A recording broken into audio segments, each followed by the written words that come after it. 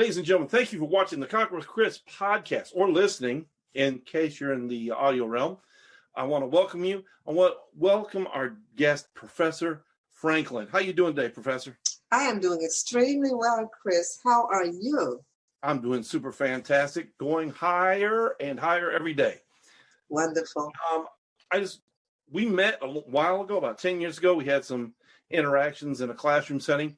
I just want to tell the people that I met you and we had good chemistry, if you will, from a professional standpoint. And I've always valued you as a person. And that's not supposed to be happening. I thought I muted this. I'm so sorry. No worries. Okay, let's take it again. Ladies and gentlemen, this is Chris Collier with the Conquer with Chris podcast, welcoming you to another episode.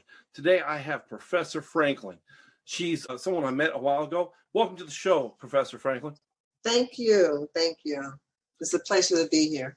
Pleasure's all mine. I met her several years ago. She was one of my professors in a college course I was taking, and we kind of hit it off as far as intellectual thoughts and sharing of ideas. And so 10 years later, I reached out to her and said, hey, I have a podcast. We'd like to be on it. She says, I too have a podcast. She's on. Tell us a little bit about yourself, Professor. Okay, well, I wear several different hats. I'm a college professor, a life coach, certified Reiki master, which deals with energy, certified aromatherapist, a certified metaphysician, a published author, a Blog Talk Radio show host. And I do trainings for people who are interested in energy work, specializing a lot with energy. And I really love the work because it's really transformative and cutting edge. Gotcha. So out of all these different hats you wear, you kind of like, I call myself a juggler, right? I juggle stuff. I'm always juggling a hat, right? Which one I'm wearing growing up. So which one, I would take it that you said the energy is your kind of center, your spot, your sweet spot. So tell us a little bit how you got into that. Well, for me, I was very interested in trying to find out how things work. I'm not religious at all, but I'm very, very spiritual. So I wanted to see how things were connected in terms of the universe, in terms of people. So I started to study different things. I started to study Egyptology, reflexology, aromatherapy, energy medicine, and Reiki. And when I started delving into those areas, I could see the connection.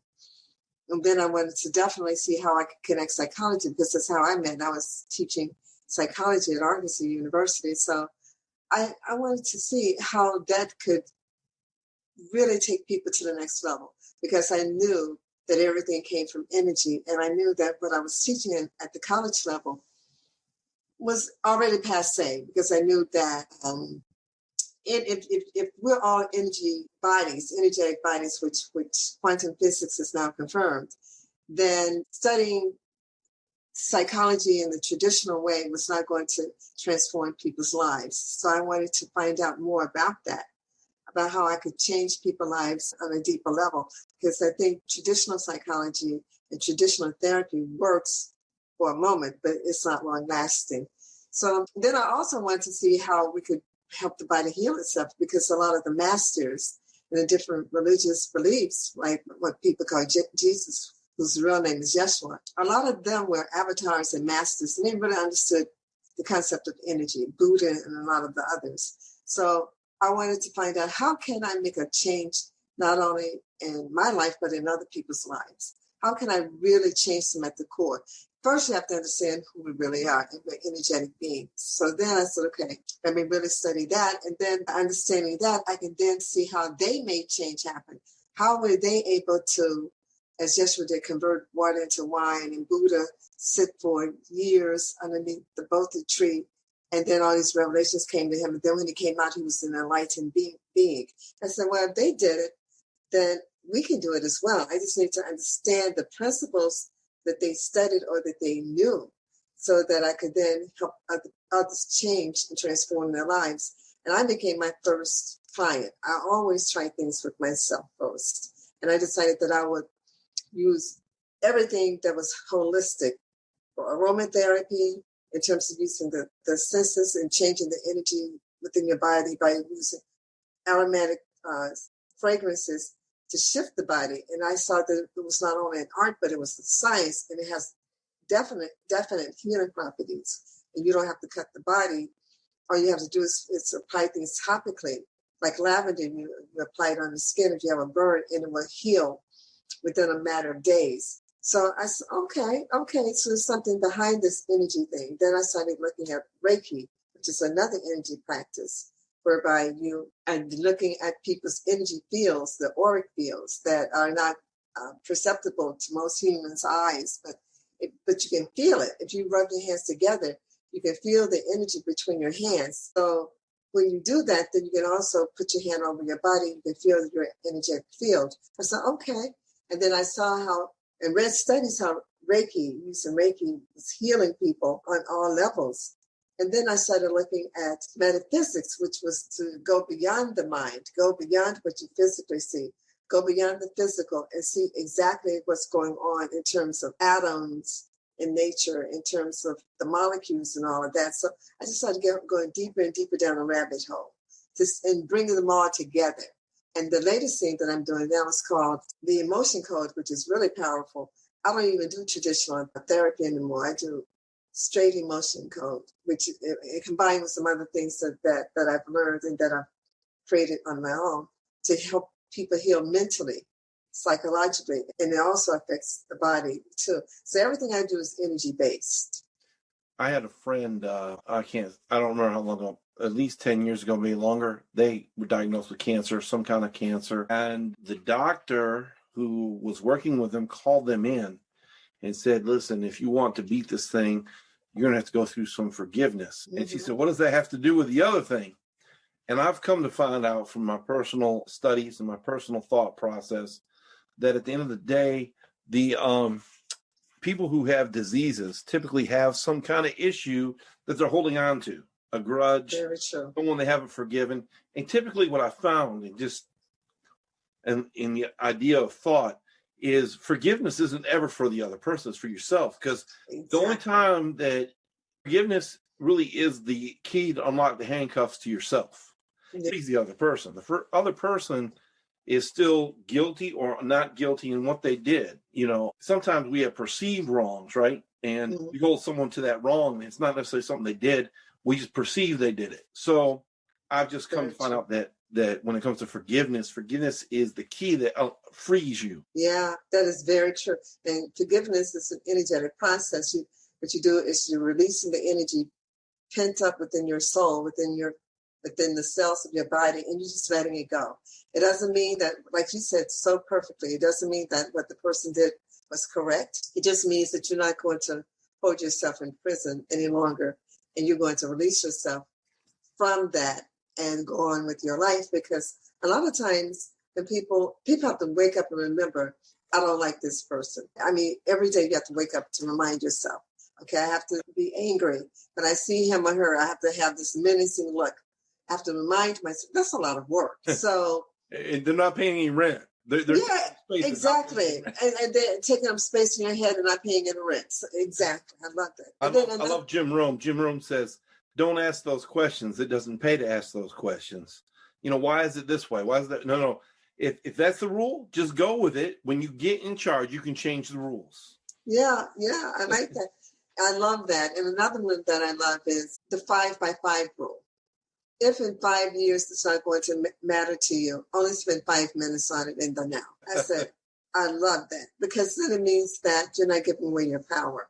So by understanding energy and that we are energy beings, Tesla talked about that. Tesla knew a lot about that. And so did Einstein. And I think that people now are catching up to where they were. They were way ahead of their time. So what they were basically talking about is you have to understand this concept of energy, which means that everything is permeable. You can change any and everything.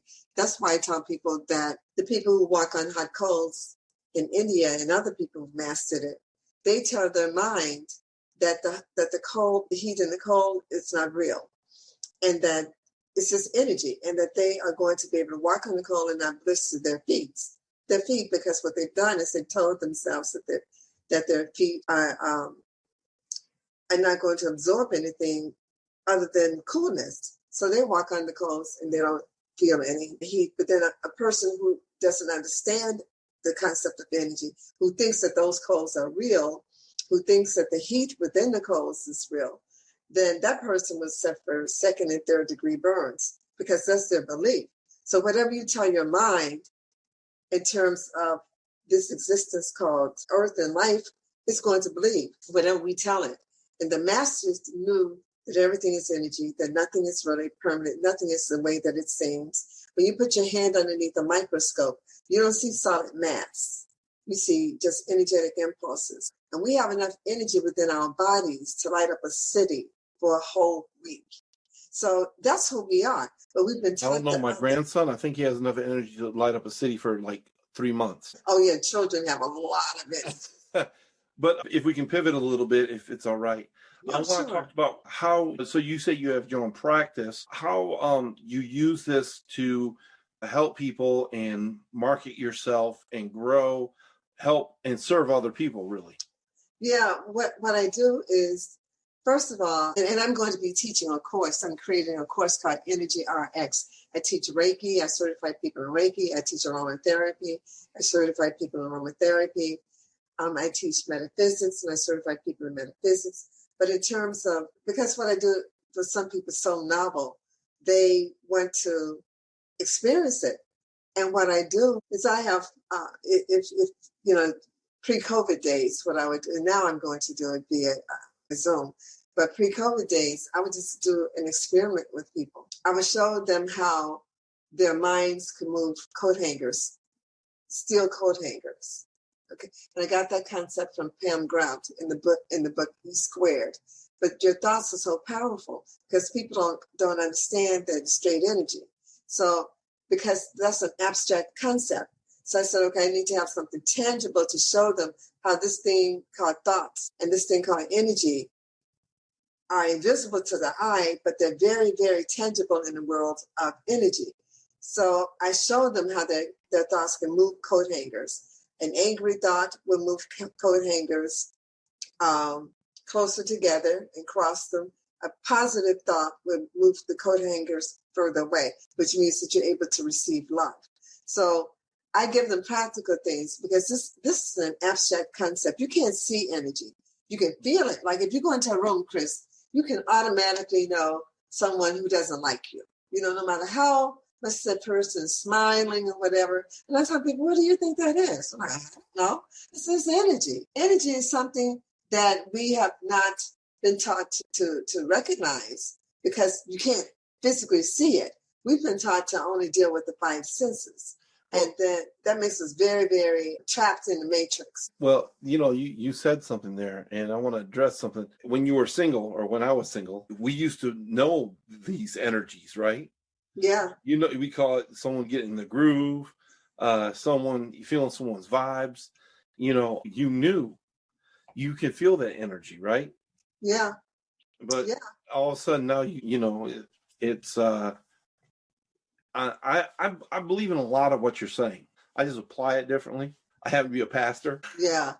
I believe that, like, for example, scientists say the universe is still expanding, right? So if you go back to Genesis, it says God spoke, let there be. That means that force of his word is still going out into the universe, right? Yeah. It hasn't stopped moving. Exactly. So if we're in his image and likeness, what are we? When we speak, the good thing about us is we're stuck in an element called time. He's eternal. We're eternal, but we're stuck in time. Whole different thing to get into.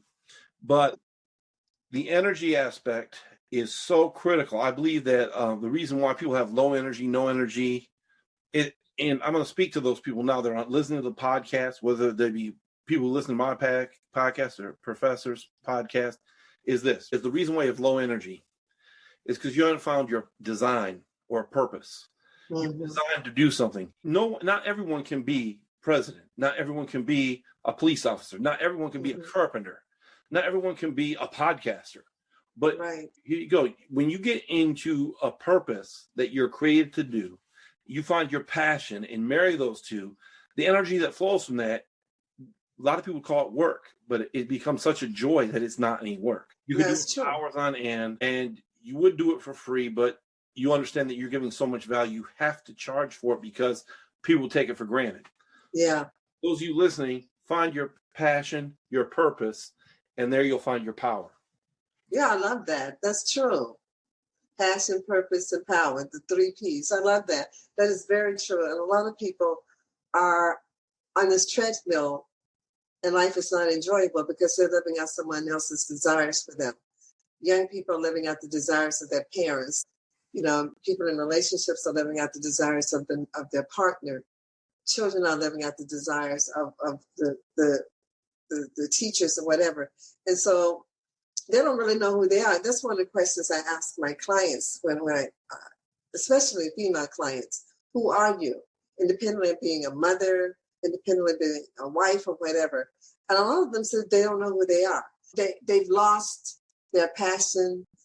They've lost their direction because they've fallen into this grid. And so everything that they do is for someone else. It's not for themselves. And then when the children go and leave home and they become empty nesters, a lot of women have no idea as to who they are. And especially if they become divorced or the partner dies, they just feel like they're shipped. Well, let me address that because I think that's part of the thing is, see, the thing is like we both know this because we practice it, right? When you get to a place of serving because you have something you're passionate about versus I'm serving so I can find my passion. When you get the cart before the horse, it doesn't work. Right. I'm serving people because I have a passion to help them. Right. But when you have people who want to have a passion to help, but they don't have it and they're trying to serve, it's very clunky. You can see it. I've had it happen in my life. There's so many businesses I've tried and failed, and that's something else. You got to try something. Do something. Yeah. There's no such thing as failure unless you give up.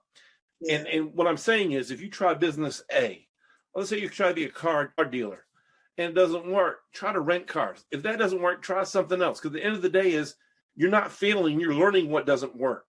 I like what Thomas Edison said when he tried to invent the light bulb. It took him 10,000 tries. He never said he failed. He said, I found 9,999 ways the light bulb does not work. Mm-hmm. I never failed because I never gave up. But that's it. And what happens is that you have to be really committed to you and believe in you when no one else believes in you. And that's the thing that I love about Oprah. With Oprah, what happened was that she was so years ago that she was too unattractive to be in front of the camera. Her eyes were too wide apart. I mean, she was so all these horrific things. So now, having owned her own studio and her own network, she can go back to those same people and tell them, okay, I didn't believe what you said about me. So therefore, I was able to continue and persevere. You have to be your biggest cheerleader. You have to be so convicted and so convinced that you are it, that no matter what anyone else says to you, it's going to deter you. Because you're going to have a lot of people not believing in it. And it makes sense because it's not their dream. The pronoun is mine. It's not theirs. So people have to understand you have to own everything that you desire to do, even if you have 4 or 5 different dreams. Just own it and say, okay, I did that and I did it for a moment and it worked or didn't work and I'm moving on to something better and greater. Gary Vaynerchuk, I just heard him, someone was asking him, I was a real estate agent for a year and a half. I feel like I'm burnt out. He said, hold on right there. You're not burnt out. Maybe you just had the itch. You had a scratch for a year and a half, and now you're moving on to something else. It's no big deal. We get people, I call it the Polaroid syndrome, right? Remember the Polaroid back? They take a picture and it come out. Yeah. We take pictures of people mentally, and we get them held to this Polaroid, and they can never change from that Polaroid. I remember back when he was a single guy. I remember back when she was a single lady. I remember back when they were a married couple. Well, even if you're married, you grow in that marriage, hopefully, if it's a good marriage. So who you were 10 years ago isn't who you should be today. So the end of the day is you're always growing, you're always changing. And knowing that this is something else people need to do. They need to read. Definitely. Because if people aren't reading, they're not, I always heard this, leaders are readers, and no one's going to follow you if you're not reading. And I actually mean books, people. I'm not talking about a Kindle or an iPad or an Android. I'm talking about real books. Get some paper. It's good. Mm-hmm. It's good for you. I think that's really true. I think that's really true. And I think this is something I heard a person who is into metaphysics, and he's a quantum scientist and a former, well, he's still a chiropractor, Dr. Joe Dispenza. And he said, do something new every day. Try something different. Rather than getting out of the bed on the same side of the bed every day, get out of the bed on a different side. Rather than going to the market the same way you've gone to the market for eons, try a different route. Try something different, because what you're doing is you're building new synapses in the brain. And your brain is saying, okay, and it's expanding. But if you keep doing the same old thing, you're in a rut and expecting different results, they're not going to happen. So people have to really say, I'm going to try something different. And that's really challenging, because we get comfortable. You get comfortable in your robe, your old robe and your old slippers and whatever. And you don't want to change. It's like, no, this feels good. I'm in my comfort zone. I don't want to try anything different. And then, like you said, you can't grow. If you're not reading something different, a different book, or trying something different, going different foods that you may have never tasted. And your brain is like, wow, I'm expanding. And so by your constantly being able to add something new to the repertoire, to your tools, when you have a business like mine or like yours, Chris, as a pastor, and you have these diversified clients, because you've done something different, you can speak to their interests, because you're multifaceted. You haven't just been doing things the old way or the traditional way. You're open to different ideas and different experiences. So people then are drawn to you like magnets, because they can see that light within you. Like I said, going back to energy. Going back to Oprah, you said something, I want to touch back on it. You said she goes back to those people and said, I believe in myself. She's so far past that. She doesn't even think about those people anymore. Because this is something I learned a long time ago. They never built statues to critics. Yeah.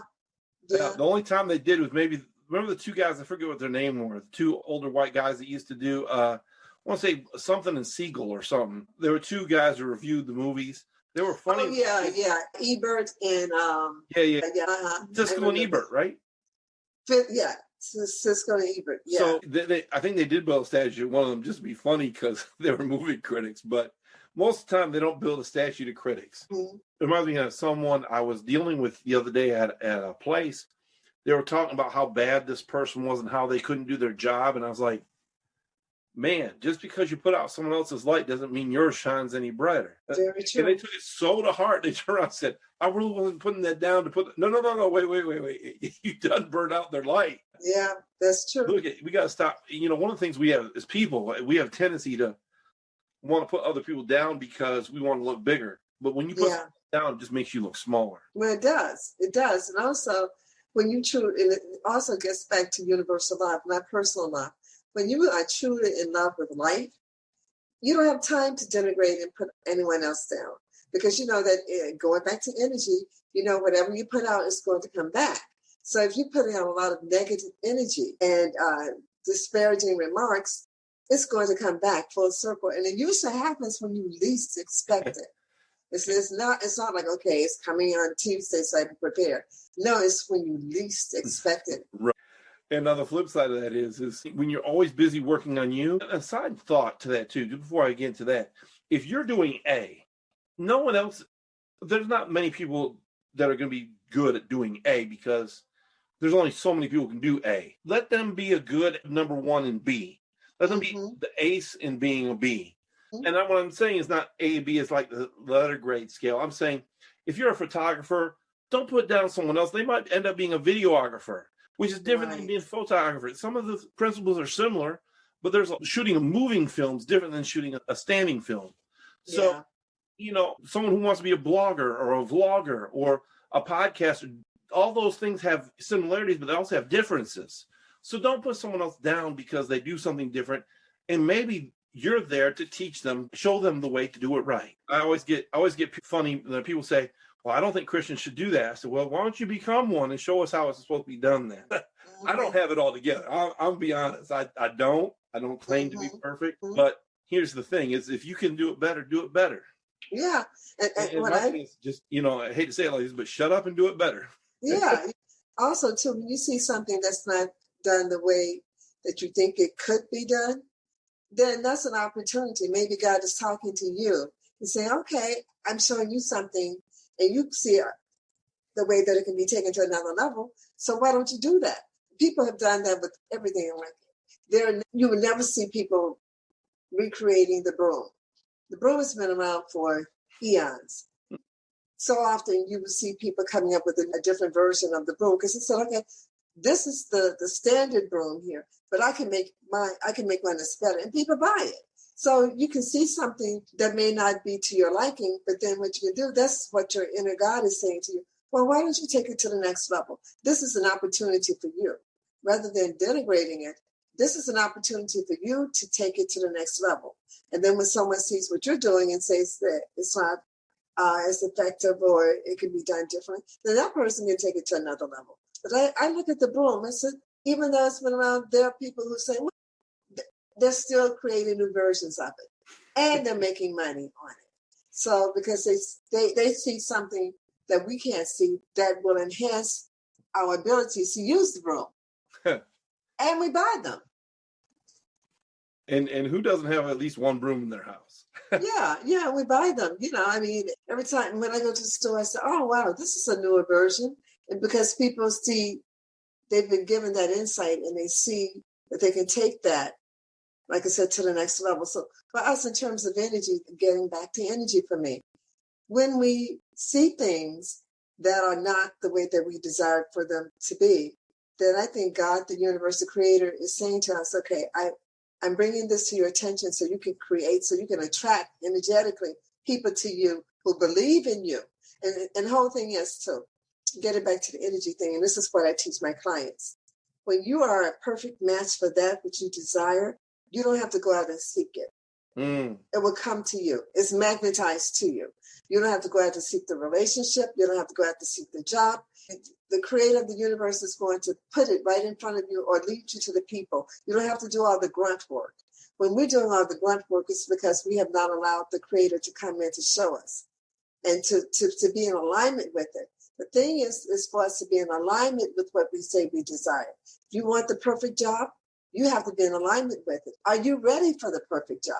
If you want the mate of your dreams, would you marry you? That's what I ask women all the time. Would you marry you? And then they pause. Yeah, when I'm doing counseling, I always ask them, would you consider yourself to be someone else's dream mate? Mm-hmm. Yeah. Are you, because like you got to be with that what you want, right? If you want to be, if you want to have the dream woman, the dream man, the dream person, you got to be that dream person for someone else. Exactly.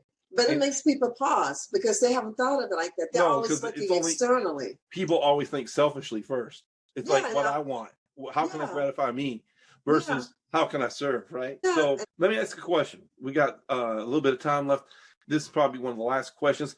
For someone who is a business person, an entrepreneur, a thought leader, an influencer, they're just getting started, how would you guide them and tell them to attract resources, money, like you said, people?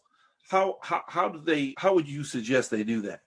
Well, for me, anyone who would come to me, first of all, like I said, I have this wonderful system that I used and I've modified it called the emotion code. It goes very deep energetically within your psyche, within your cognitive ability thinking, within the spiritual areas and all of this. So I do that. And it tells me, and I do very little talking, but it tells me exactly, it's dealing with the unconscious part of your brain or the subconscious part, right? And it tells me what the blockages are. Because most people desire these great things, but they have blockages within their consciousness, within their psyche. Like you said earlier, Chris, some people have a lot of unforgiveness. And they think that they don't have to deal with it. Oh, that's woo-woo stuff. I don't have to deal with that. All I have to do is just get my MBA, go to the right school, get the right mentoring, and I'm going to do extremely well, and that's it. And they can do well on one level, but a lot of people, as we see, are emotionally and spiritually bankrupt. They can have the money, But then the other things that gives them happiness, because see, it's not just about the money. To be wealthy, it means that you are reconciling all those pieces, those fragmented pieces within you, that you come into terms with unforgiveness, that you come into terms with those shallow pieces of yourself and the things, the skeletons in your closet, that you come into terms with it. Because we know, I have heard of a lot of people who have money and they have committed suicide. So it's not about the money. People think if I just had the money, I would be happy. The way I look at it is this, and this is just my point of view from, you got to understand everyone has their point of view from where their perspective, right? My perspective is this. Money is one of the easiest things that God can get you. Believe it or not. If God gets you people, money is so easy to get. People are harder to get because there's less of it. People are more important than stuff and money. Yeah, exactly. So I always said wealth is this: being whole in mind, body, and spirit, having money and the time to enjoy it. Yeah, very true. Because you could have a ton of money, you could be rich and always be working. That's not fun. Yes. That's broke. Yes, it is. I met a doctor in Nashville, Tennessee. He was some kind of nuclear radiologist, $300,000 a year. I said, man, it must be nice. He goes, no, sir, it's not. My insurance is $150,000 a year. Wait, you just got a 50% pay cut just by paying your insurance. Didn't include his staff, didn't include the building he rents, didn't include the equipment he has to rent. So 50% off the top tax is like a tax. Wow. And this is 22, 23 years ago. I'm like, goodness gracious. Wow. So you make $300,000 a year, but you don't see half of it because of insurance. Wow. And, yeah. So the thing is this is this is something else I've learned. Usually, not always, but usually people are broke at different levels. What are you saying? Well, I'm saying this. If you make $100,000 a year, you still are broke as the guy making minimum wage because you just increase your spending. People don't understand delayed gratification, living underneath their means. Everyone wants to max out every credit card, max out everything. How about buying something and paying cash for it? How about getting a house that you can afford that's less than the rent that you pay, and maybe be out a little bit further, have to commute a little bit longer, but you have the peace of mind that the house is less than your rent was. Yeah. So, Professor, I'm going to let you get some words in, but while you're doing that, why don't you tell people where they can find you and your podcast and whatever else you have? Okay. But if you Google me, Professor Jamila Franklin, you will see everything. My website is oyendeenterprises.com, and that's oyendeenterprises, one word, .com. And then my business numbers, and I am very interested. And then I have a Blog Talk radio show that Chris is going to be on in the future, like in March, and that's called Higher Consciousness. So if you Google me, you will get the link to Higher Consciousness, or you can just channel search with Blog Talk Radio, and you see Higher Consciousness, and you will see my show. And I'm on every Wednesday live from 7 p.m. to 8 p.m., and you can call in. And we have very, very cutting-edge topics that we discuss. And it's a very good show. I was on hiatus for about a year and a half. I've been on Blog Talk since 2012. Wow. And so in 2019, after 7 years, I took a year and a half off. Wow. So now I'm back, and I'm looking at different platforms to air my show, because a lot of people tell me, you need to be out there. We really enjoy the show. And I agree, but I'm doing it very strategically. I'm not necessarily a fan of Facebook. And there are a lot of other things that people have done, and they see that they're now being dropped from those platforms. So I like to control my platform myself. Understood. Thank you, Professor Franklin. This is Chris Collier with Conqueror Chris. Please like, share, and subscribe to this video. We'll have all her information down in the description, or if you're listening, it'll be in the show notes. Thank you so much. Have a great day.